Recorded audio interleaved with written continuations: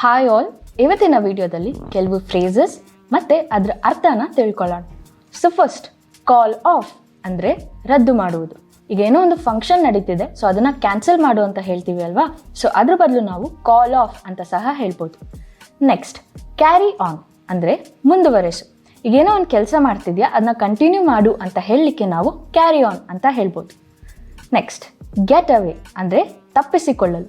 So ಈಗ ಆಫೀಸಲ್ಲಿ week days ಎಲ್ಲ ತುಂಬ ಸ್ಟ್ರೆಸ್ ಆಗಿದೆ, ವೀಕೆಂಡ್ಗೆ ಹೊರಗಡೆ ಹೋಗ್ತೀರಾ ಅಲ್ವಾ, that is weekend get away ಅಂತ ಹೇಳ್ಬೋದು.